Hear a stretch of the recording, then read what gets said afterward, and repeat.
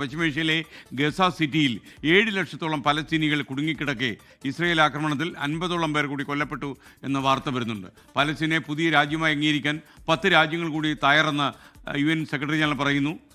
വിശദാംശങ്ങളുമായി PB James ചേരുന്നു. Good morning PB James. Good morning SKN. Hi. Breakfast കഴിച്ചോ? കഴിച്ചു. കഴിച്ചതിന്റെ ഒരു ക്ഷീണം നമുക്ക് അറിയാനുണ്ട്. പറയൂ കഴിക്കാത്തവരെ കണ്ടുപിടിക്കുക. ഇസ്രായേലിന്റെ ആക്രമണം അതീവ രൂക്ഷമായിരിക്കുകയാണ്. കഴിഞ്ഞ 2 വർഷത്തിനിടയിൽ യുദ്ധം ആരംഭിച്ച ശേഷം ഏറ്റവും രൂക്ഷമായ ആക്രമണമാണ് ഈ ദിവസങ്ങളിൽ നടക്കുന്നത്. അതിൻ്റെ ഏറ്റവും വലിയ സൂചനകൾ അവർ പറഞ്ഞിരുന്നു 48 മണിക്കൂറിനുള്ളിൽ ഗസ സിറ്റി വിട്ട് എല്ലാവരും പോകണമെന്ന് പറഞ്ഞു. ഇപ്പോൾ ഇതുവരെ 4.5 ലക്ഷം പലസ്തീനികളാണ് പലായനം ചെയ്തുകൊണ്ടിരിക്കുന്നത്. അവരെ കയ്യിൽ പണമില്ല, ഭക്ഷണമില്ല, വെള്ളമില്ല, പട്ടിണി കിടന്നുള്ള ഓട്ടമാണ് ജീവന് വേണ്ടി.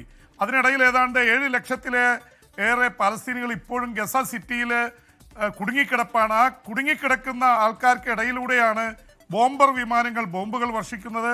അപ്പുറത്ത് വല്ലാത്ത രീതിയിൽ കരസേന വെടിവെപ്പ് നടത്തുന്നത്, ഭക്ഷണത്തിന് ക്യൂ നിൽക്കുന്നവർ കൊല്ലപ്പെടുന്നത്. SKN, അവിടുത്തെ ഇതിനെക്കുറിച്ച് നമ്മുടെ ഡോക്ടർ SS സന്തോഷ് കുമാറായിട്ട് ഞാൻ ഏതാനും മണിക്കൂറുകൾക്ക് മുമ്പ് സംസാരിച്ചിരുന്നു.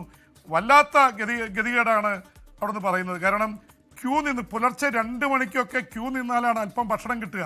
പക്ഷേ ഈ ഭക്ഷണം പോലും പട്ടിണി കിടന്നാൽ അവർ കഴിക്കുന്നില്ല. അത് കരിഞ്ചന്തയിൽ കൊണ്ടുപോയി വിറ്റ് കിട്ടുന്ന പൈസ കൊണ്ടാണ് മറ്റു കാര്യങ്ങളൊക്കെ വാങ്ങുന്നത്.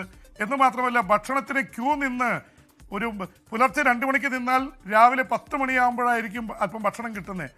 മറ്റു ഭക്ഷണവും മറ്റ് എന്തെങ്കിലും കിട്ടുന്നത്. അത് പയറൊക്കെ കൊണ്ട് പുറത്തിറങ്ങുമ്പോൾ തട്ടിപ്പറിക്കാനും ഇതിനുമായിട്ട് കൊള്ളക്കാരും കള്ളന്മാരും നിൽപ്പുണ്ട്. അവർ തട്ടിപ്പറിക്കാൻ ശ്രമിക്കും. പിന്നെ കത്തിക്കുത്താണ് നടക്കുന്നത് നിലനിൽപ്പിന് വേണ്ടി. ഒരുപാട് പേര് കത്തിക്കുത്തേറ്റ് മരിക്കുന്നുണ്ട്. അവിടെ നിന്നാണ് ഇവർ കരിഞ്ചന്തയിൽ കൊണ്ടുപോയി വിറ്റ് കിട്ടുന്ന പൈസ കൊണ്ടാണ് ഇവർ മുന്നോട്ട് പോകുന്നത്. അപ്പോൾ ഈ ഒരു വാഹനം വിളിക്കാൻ $1000 ഇവർ പലായനം ചെയ്യണമെങ്കിൽ വേണം. അവരിൽ പൈസയില്ല. 1 കിലോ പഞ്ചസാരയ്ക്ക് $100. ഈ തരത്തിൽ വല്ലാത്ത ഒരു ദുരിതത്തിലൂടെയാണ് ഈ ഗസയിലെ പലസ്തീനികൾ കടന്നു പോകുന്നത്. ഇസ്രായേലിൻ്റെ ആക്രമണം അതീവ രൂക്ഷമാക്കിയിരിക്കുകയാണ്.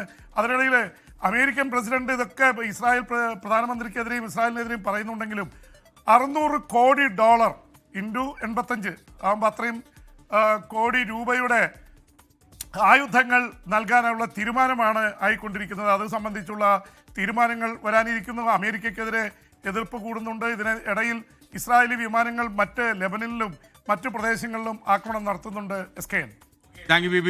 ലോകത്തെവിടെയായാലും ഏത് സമയത്തും 24 വാർത്തകളും ഓഗ്മെന്റഡ് റിയാലിറ്റി പാക്കേജുകളും എക്സ്പ്ലെയിനറുകളും വിശദമായി കാണാൻ ഞങ്ങളുടെ YouTube ചാനൽ നിങ്ങൾക്ക് സബ്സ്ക്രൈബ് ചെയ്യാം.